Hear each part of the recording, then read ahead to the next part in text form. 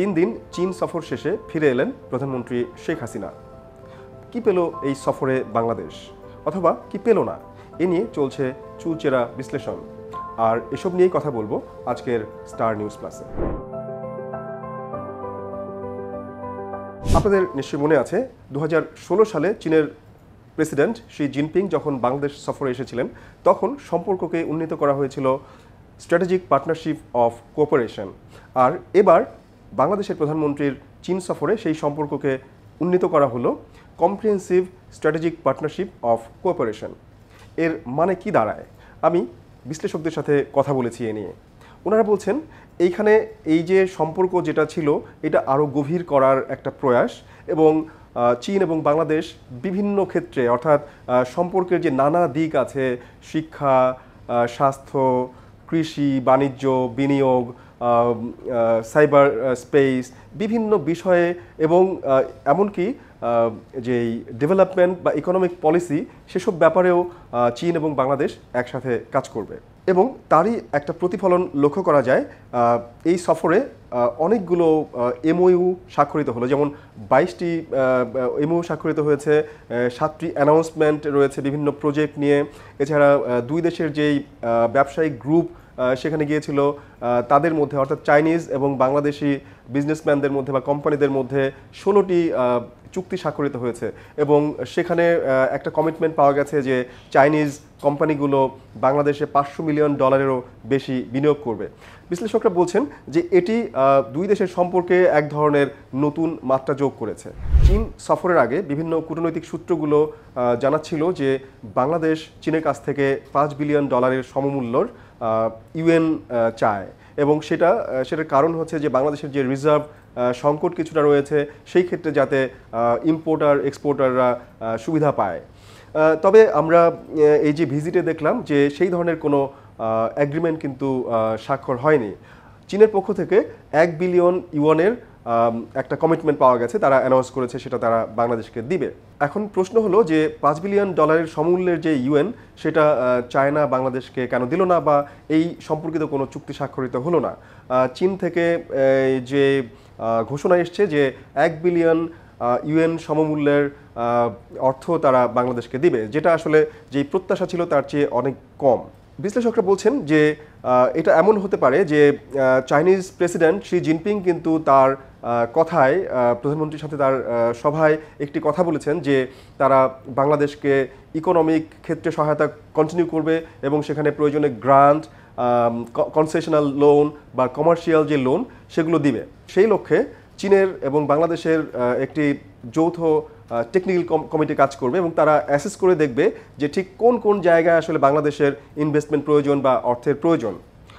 আমি প্রাক্তন রাষ্ট্রদূত এম হুমায়ুন কবিরের সাথে কথা বলেছি, জানতে চেয়েছিলাম যে আমাদের এই সম্পর্ক, এই যে প্রত্যাশা এবং না পাওয়া, এই ব্যাপারটা আপনি কিভাবে দেখেন। উনি আমাকে যেটা বললেন যে চীনের সাথে বাংলাদেশের এখনকার যে সম্পর্কটা, সেটা অনেকটাই ফিউচারিস্টিক এবং এক্সপ্যান্সিভ, অর্থাৎ চীন বাংলাদেশের বিভিন্ন ক্ষেত্রে সম্পর্ক করছে, এবং তারা অনেকটা সতর্ক, বিশেষ করে লোন দেওয়ার ক্ষেত্রে বা অর্থনৈতিক যে সহায়তা সেটা দেওয়ার ক্ষেত্রে তারা এখন অনেকটা সতর্ক। এই কারণে যে ইতিমধ্যে শ্রীলঙ্কাতে যে হাম্বানটোটা পোর্ট, সেইখানে অথবা শ্রীলঙ্কার ইকোনমি যে ধস নেমেছিল, সেখানে টোটাল যেই শ্রীলঙ্কার বাণিজ্য সহায়তা ছিল প্রায় $50 বিলিয়ন, সেখানকার মাত্র 10% চীন দিয়েছিল।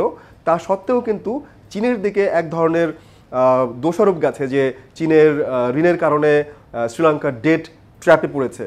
সুতরাং চীন ওই দিকটি বিবেচনা করে এখন তারা বিশ্বের বিভিন্ন দেশে ঋণ প্রদানের ক্ষেত্রে অনেক বেশি সতর্কতা অবলম্বন করছে, এবং তারা দেখছে যে বাংলাদেশে যে তারা ঋণ সহায়তা দিবে বা বাজেট সহায়তা দিবে, সেই ক্ষেত্রে বাংলাদেশের যে দক্ষতা বা ফিসক্যাল ম্যানেজমেন্ট, এগুলো কতটুকু এফিশিয়েন্ট। বাংলাদেশ এবং চীনের সম্পর্কের মধ্যে একটি বড় বিষয় হলো এখানকার দুই দেশের বাণিজ্য। অর্থাৎ বাংলাদেশ চীন থেকে আমদানি করে প্রায় $23 বিলিয়ন সমমূল্যের পণ্য, অথচ বাংলাদেশ চীনে রপ্তানি করে মাত্র $700 মিলিয়ন সমমূল্যের পণ্য। সুতরাং বাংলাদেশ বারবার বলে আসছিল যে বাংলাদেশ থেকে রপ্তানিটা আরও কীভাবে বাড়ানো যায়, ট্রেড গ্যাপটা যাতে কমানো যায়। এবং এই যে মিটিং হলো প্রধানমন্ত্রী এবং চীনের প্রধানমন্ত্রী বা প্রেসিডেন্টের সাথে, সেইখানে এই বিষয়টি যখন উত্থাপন করা হয়, চীনের পক্ষ থেকে বলা হয়েছে যে তারা বাংলাদেশ থেকে আরও বেশি পণ্য, বিশেষ করে আম, লেদার গুডস, ফার্মাসিউটিক্যালস বা জুট প্রোডাক্টস এগুলো তারা আমদানি করবে। এমনকি বাংলাদেশে যে আরও বেশি করে চীনের বিভিন্ন কোম্পানিগুলো বিনিয়োগ করবে, তারা এইখানে পণ্য উৎপাদন করে সেটাও চীনে কিভাবে রপ্তানি করা যায় সেই বিষয়গুলো তারা দেখবেন। চীনের সাথে বাংলাদেশের সম্পর্কের একটি নতুন মাত্রা যোগ হয়েছে এই ভিজিটের মাধ্যমে। সেটি হলো যে চাইনিজ যে কমিউনিস্ট পার্টি সেটার নেতা এবং বাংলাদেশের পলিটিক্যাল পার্টি যেটা রেজিম এখন চলছে আওয়ামী লীগ, তাদের মধ্যে সম্পর্ক আরও বৃদ্ধি করার, যে আস্থার সম্পর্ক বৃদ্ধি করার একটা প্রয়াস রয়েছে। এবং আপনারা জানেন যে ভিজিটের আগে চীনের কমিউনিস্ট পার্টির যে ইন্টারন্যাশনাল ডিপার্টমেন্টের মিনিস্টার উনি বাংলাদেশ ভিজিট করেছিলেন এবং তখনও এই ধরনের কথা বলা হয়েছিল। আমি প্রাক্তন অ্যাম্বাসাডার মুন্সি ফয়েজ আহমেদের কাছে জানতে চেয়েছিলাম এই যে ব্যাপারটা পলিটিক্যাল সম্পর্ক বৃদ্ধি করা, এটার মানে আসলে কি। তো উনি যেটা বললেন যে এটা চাইনিজদের এক ধরনের অ্যাপ্রোচ, তারা বিভিন্ন পলিটিক্যাল পার্টির সাথে সম্পর্ক বিল্ড আপ করে।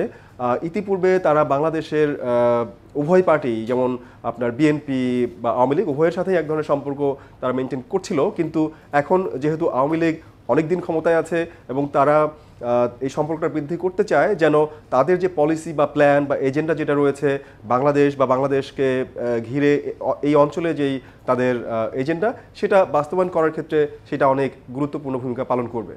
বরাবরের মতো বাংলাদেশের পক্ষ থেকে একটি সমর্থন যেটা চায়নার কাছ থেকে প্রত্যাশা করা হয়েছে যে মিয়ানমারের যে যুদ্ধ এবং সেটার ফলে বাংলাদেশে যে রোহিঙ্গা সমস্যার সমাধান হচ্ছে না, অনেক 7 বছর হয়ে গেল রোহিঙ্গারা বাংলাদেশে আসছে কিন্তু তারা ফেরত যাচ্ছে না। সুতরাং এই ক্ষেত্রে চীন কিভাবে রোল প্লে করতে পারে, এবং চীনের প্রেসিডেন্ট শি জিনপিং বলেছেন যে, এবং আমাদের ফরেন মিনিস্টার হাসান মাহমুদ সাংবাদিকদের বলেছেন, আমাদের প্রধানমন্ত্রী শি জিনপিংকে বলার আগেই উনি বলেছেন যে আমরা জানি তোমাদের রোহিঙ্গা সমস্যা একটা বড় প্রবলেম এবং আমরা মিয়ানমার যে সরকার এবং রাখাইনে যে আরাকান আর্মি যারা এখন আর্মির সাথে যুদ্ধ করছে তাদের উভয়ের সাথেই তারা আলাপ করবে এবং বাংলাদেশ এবং চীন মিয়ানমারে যে যুদ্ধ চলছে উভয় পক্ষকেই সেই যুদ্ধ থামানোর ব্যাপারে একটা আহ্বান জানিয়েছে।